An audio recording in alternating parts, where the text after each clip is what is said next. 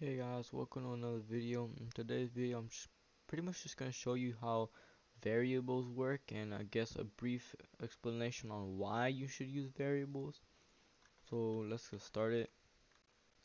I guess for a first example, inside of starter GUI, I'm going to press the plus and insert a screen GUI. In the screen GUI, I'm going to press the plus and insert a text button. I'm going to name this main and I'm going to name this print. Can move this down here. Print things. So now in the print button, I'm going to press the plus, insert a local script, and do script.parent.mouse button one click, connect function. Once again, don't judge this very ugly color scheme.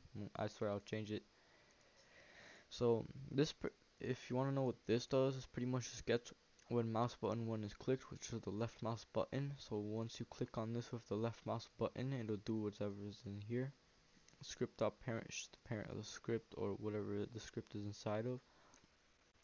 So before our script, what we can do is we can make a variable. A variable, as literally every single YouTuber at this point like phrases, is just a box. It's like storage. You can store anything in it. You can store numbers, you can store parts, you can store pretty much anything you'd like inside of a variable, and you can keep it there, reuse it as many times as you'd like, and do whatever you'd like with it, like increase its value, decrease its value, add more values to it. So let's get started by making, let's say, a variable to hold the player. Let's first make a variable called local player. So starting your variable, the format of the variable, you would usually start off with a local. Local is just to make it like locally for everybody, or for, I'm not sure how you explain the meaning of local, but after that, you would put the variable name. This can be anything you choose, anything that you prefer. This can, instead of player, you could put PLR, you can do like P, anything you'd like. Then you could do an equals. So equals is a setting operation. So it pretty much sets the variable or assigns. Let's say is an assigning operator. Pretty much the equals assigns the variable with a value. So after player, we can assign it to any value that we like. So what I'm gonna do is game.player.localPlayer. So pretty much every time I'm gonna input player, so every time I type this out, it's gonna be the same thing as putting this there. So every time I type out the player variable or call the player variable, it's like inputting this or whatever you assigned it to.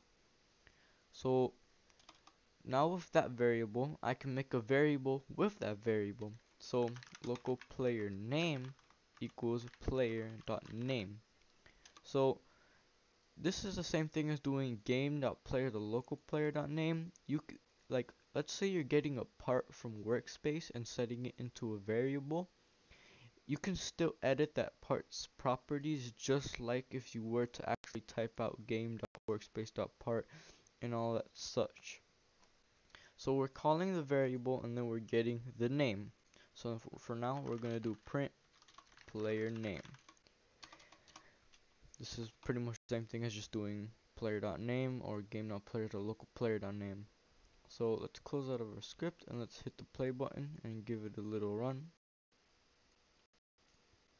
Once this loads up, we can check our output, and if we press print things, as you can see, it prints out my name. Press as many times as you want. So let's stop this out real quick. Let's go back up here. So you can add multiple variables to one variable, or let's say we make a local number equals 1. We can do print number plus 1. So this is just, so we're assigning we're assigning the 1 value to the number variable. So we're pretty much here doing 1 plus 1. Now we can do local, say, equation equals 1 plus 1. or let's say 1 plus 2. We can print equation, and you can do literally anything. You can assign the equation or your variable name to any value you'd like. Let's say if you have a table, or that would be more in printing, but pretty much you can assign a variable to anything. But let's say you want to change the variable's value. Yes, you can do that. So let's say after I print equation, I want to change its value. So what I'm going to do is equation equals 2 plus 4. And then I can print equation again. So if you want to change the variable's value or assign it to a new value, you want to call the variable. So in this case, for me, it's equation. And then you want to assign a new value. So assigning a new value, you would do variable name equals, and then whatever you'd like. So I'm just gonna input value here. So this is creating your variable. Creating a variable. This is creating a variable. You want to get local, you want to put your name and setting its value. And then if you want to assign a new value later on in the script, you would do your variable's name and then assigning it to a value.